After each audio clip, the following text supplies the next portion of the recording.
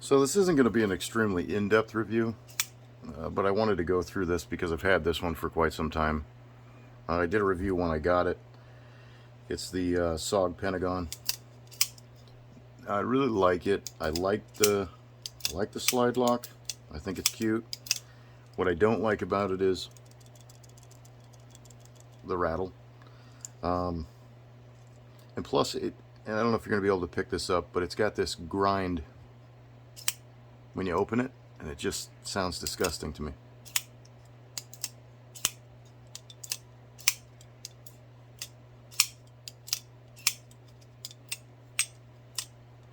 Just don't like it. In comparison to, like,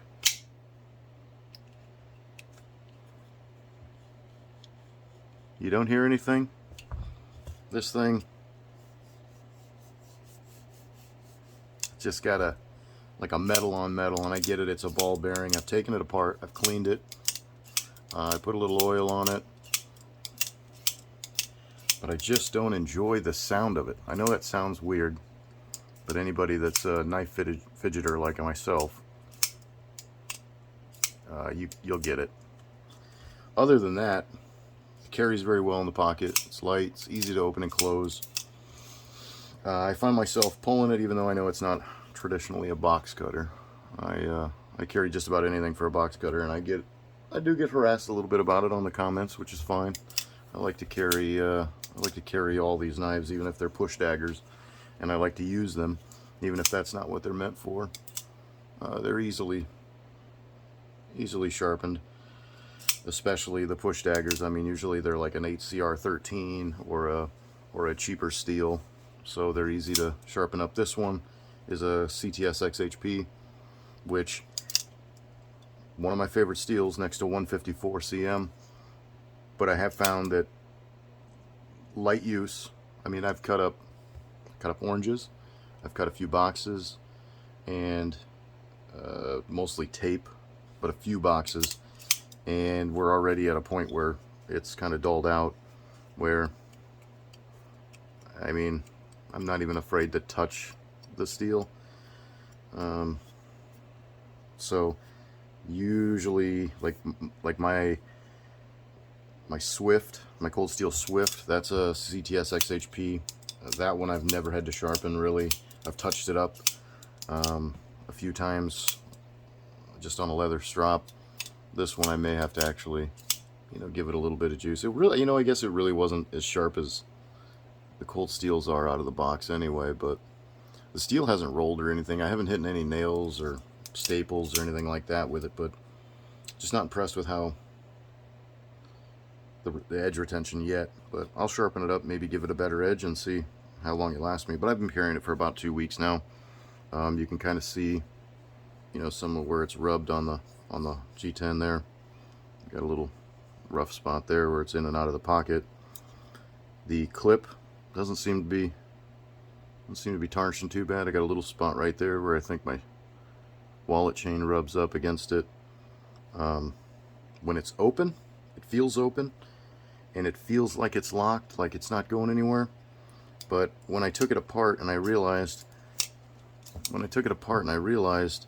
all that's really holding it is that one little bar right there, I just don't have the same faith in this knife as I would in my cold steels. Their lockback system, their triad lock is, obviously their triad lock, which I don't think anybody's going to disagree, one of the best locks that out there. But just not certain that this one is tough, is a hard use by any means, and I get that. I mean, it's more of a tactical knife, but I feel that if I needed to actually use this, I could deploy it very fast, I could use it very fast, but it may collapse very fast.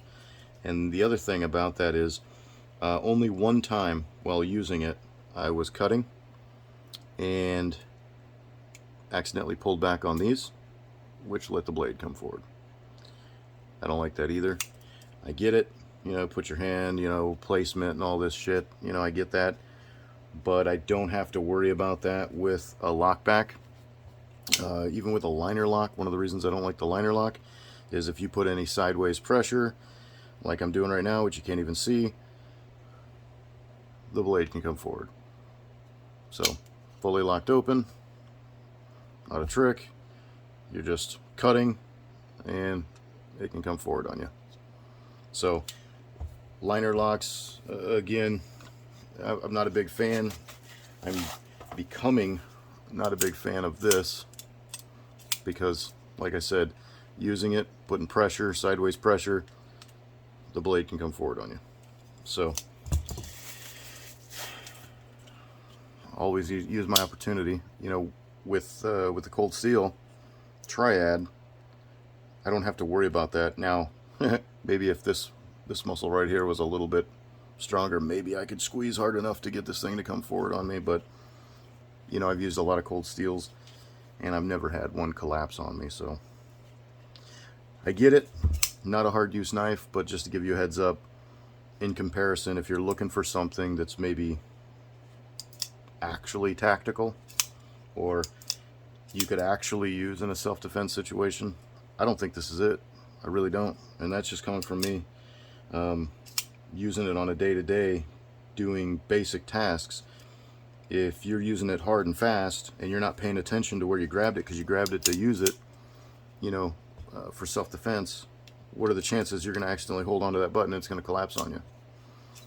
So, not my favorite. I think I've seen them online right now. They're like 160 to 200. I've seen some of them up to 300. It's not a $300 knife when you can turn around and get one of these for $100. Granted, it doesn't deploy as fast. This one needs a little bit of lube. But anyway, so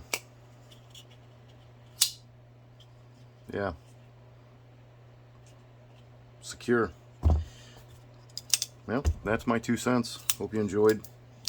Let me know if you disagree.